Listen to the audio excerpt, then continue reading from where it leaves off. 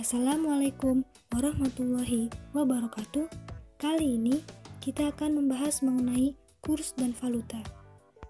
Yang pertama yaitu kurs.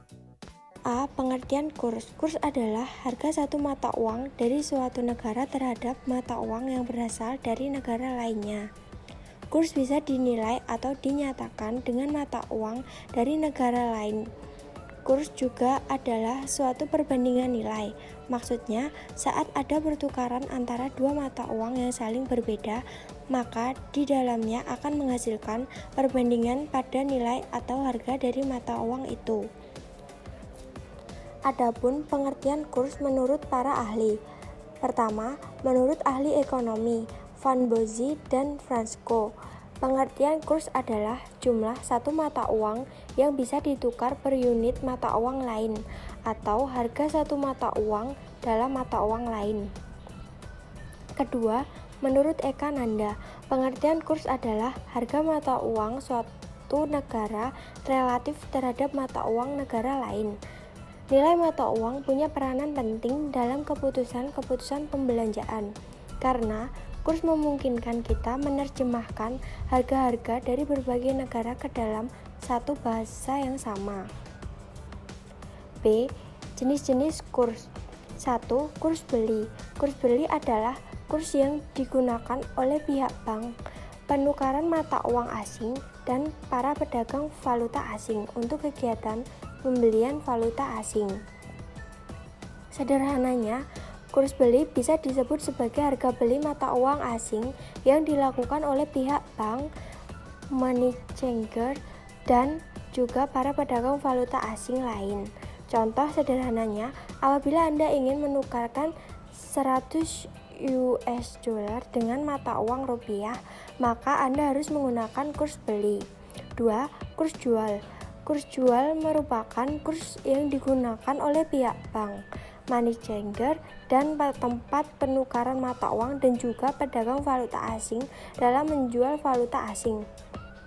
Sederhananya, kurs jual bisa disebut sebagai harga jual mata uang valuta asing yang dilakukan oleh pihak bank, money changer, dan pedagang valuta asing.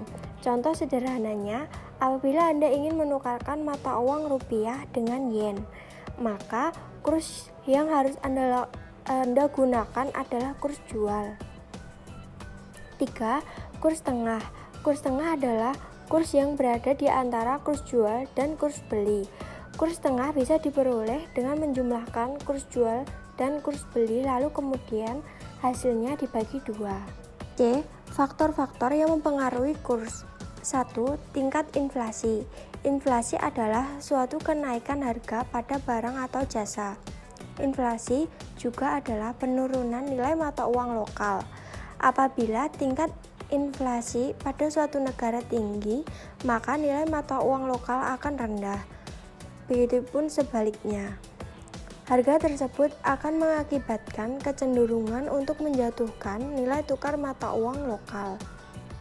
2. Kebijakan pemerintah. Berbagai kebijakan yang dibuat oleh pemerintah suatu negara akan berpengaruh pada nilai mata uang di negara tersebut.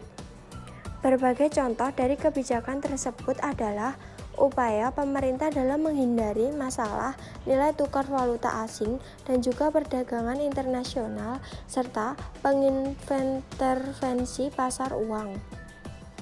3. Perbedaan tingkat suku bunga. Arus modal internasional dipengaruhi oleh perubahan tingkat suku bunga suatu negara. Dengan kata lain, kenaikan suku bunga akan memancing masuknya modal asing. Tingkat suku bunga akan mempengaruhi operasi pasar valuta asing dan pasar uang. 4. Aktivitas neraca pembayaran. Nilai tukar mata uang juga dipengaruhi oleh neraca pembayaran. Neraca pembayaran aktif akan meningkatkan nilai mata uang domestik dengan meningkatnya jumlah debitur asing. Jika saldo pembayaran pasif, hal ini akan mengakibatkan menurunnya nilai tukar mata uang domestik, sehingga debitur akan menjual semuanya dengan mata uang asing untuk membayar kembali kewajiban eksternal mereka. 5. Ekspektasi. Faktor lainnya yang turut mempengaruhi nilai tukar pada valuta asing adalah ekspektasi nilai tukar yang bisa terjadi di masa depan. D. Jenis-jenis transaksi kurs dalam pasar valuta asing. 1. Transaksi spot atau spot transaction. Transaksi spot merupakan suatu proses transaksi jual beli terhadap mata uang asing yang kegiatannya langsung dilakukan di lokasi pertukaran. Umumnya, transaksi ini dilakukan untuk suatu keperluan yang mendesak dan juga membutuhkan keperluan yang praktis. 2. Transaksi berjangka atau forward transaction. Transaksi berjangka adalah suatu transaksi dengan menggunakan sejumlah mata uang lain yang dilakukan pada waktu yang akan datang atau di lain hari. Dalam kegiatan transaksi tersebut, setiap pihak yang terlibat di dalamnya sudah menyepakati penukaran mata uang pada waktu yang akan datang dengan harga kurs yang sudah disepakati. 3. Transaksi swap atau swap transaction. Transaksi swap adalah suatu transaksi penjualan dan juga pembelian yang dilakukan secara bersamaan dengan jumlah tertentu dari mata uang dengan dua tanggal penyerahan mata uang yang berbeda. Selanjutnya yaitu valuta asing. Valuta asing atau falas adalah mata uang yang mudah digunakan dan diterima dalam dunia perdagangan internasional. Mata uang asing ini tidak berlaku sebagai alat pembayaran yang sah untuk transaksi dalam negeri, tetapi banyak digunakan dalam transaksi dan keuangan internasional. Valuta asing yang paling banyak digunakan saat ini adalah dolar Amerika atau US dollar. Valuta asing juga termasuk sebagai salah satu bentuk devisa. Pasar valuta asing atau dalam bahasa Inggris Foreign Exchange Market atau Forex atau disingkat falas merupakan suatu jenis perdagangan atau transaksi yang memperdagangkan mata uang suatu negara terhadap mata uang negara lainnya atau pasangan mata uang yang melibatkan pasar-pasar utama di dunia selama 24 jam secara berkesinambungan. Fungsi valuta asing. 1. Sebagai alat tukar internasional.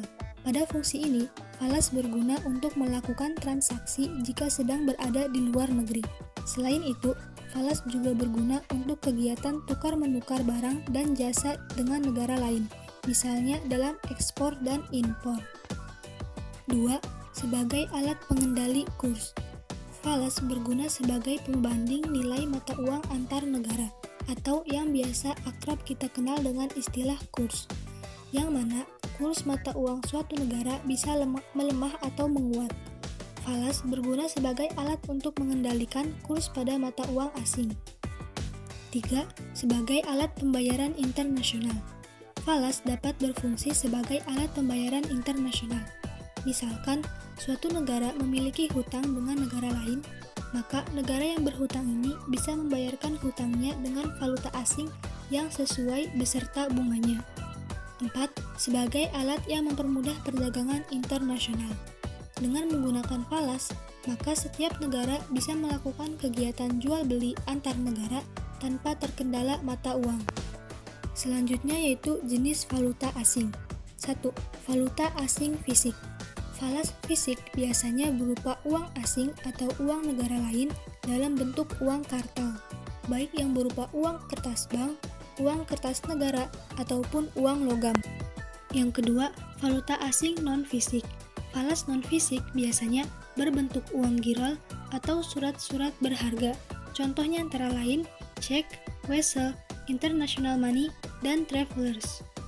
Pasar valuta asing adalah suatu pasar yang unik karena volume perdagangannya, likuiditas pasar yang sangat besar, banyaknya serta variasi dari pedagang di pasar valuta asing, geografis penyebarannya, jangka waktu perdagangannya yang 24 jam sehari kecuali akhir pekan, dan aneka ragam faktor yang mempengaruhi nilai tukar mata uang. Tujuan melakukan transaksi falas. Transaksi falas yang dilakukan baik oleh bank, perusahaan, ataupun individu mengandung berbagai tujuan. Tujuan ini berbeda-beda sesuai apa yang ingin diperoleh dari transaksi tersebut. Beberapa tujuan dalam melakukan transaksi falas oleh berbagai pihak, di antaranya 1. Untuk transaksi pembayaran, 2. Mempertahankan daya beli, 3. Pengiriman uang ke luar negeri, 4. Mencari keuntungan, dan yang kelima, kemudahan berbelanja. Pemain pasar valuta asing. 1. Bank. Pasar uang antar bank atau disingkat PUAB memenuhi kebutuhan mayoritas dari perputaran uang di dunia. Usaha serta kebutuhan dari transaksi para spekulan setiap harinya yang dapat mencapai nilai triliunan dolar. Beberapa transaksi dilaksanakan untuk dan atas nama nasabahnya, tetapi sebagian besar adalah untuk kepentingan pemilik bank ataupun untuk kepentingan bank itu sendiri. Yang kedua, dunia usaha. Salah satu pemeran pasar valuta asing ini adalah adanya kebutuhan dari aktivitas perusahaan dalam melakukan pembayaran harga barang ataupun jasa dalam mata uang valuta asing. Yang ketiga, bank sentral. Bank sentral suatu negara memegang peran yang sangat penting dalam pasar valuta asing. Bank sentral ini senantiasa berupaya untuk mengendalikan suplai uang, inflasi, ataupun suku bunga. Bahkan, seringkali mereka memiliki suatu target baik resmi maupun tidak resmi terhadap nilai tukar mata uang negaranya. Seringkali, bank sentral ini menggunakan cadangan devisanya untuk menstabilkan pasar. 4.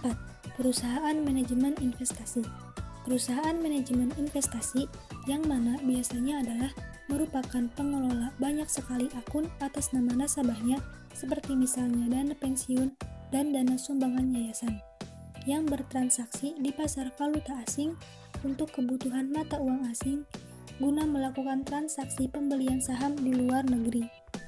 Yang kelima, hedge fund atau sebuah perusahaan investasi yang menjalankan kegiatan usaha transaksi spekulatif untuk mendapatkan keuntungan. Dan yang terakhir yaitu pialang valuta asing. Pialang valuta asing adalah perusahaan yang didirikan khusus untuk melakukan kegiatan jasa perantara bagi kepentingan nasabahnya di bidang pasar uang dengan memperoleh imbalan atas jasanya. Sekian materi kurs dan falas yang dapat kami sampaikan, kurang lebihnya mohon maaf.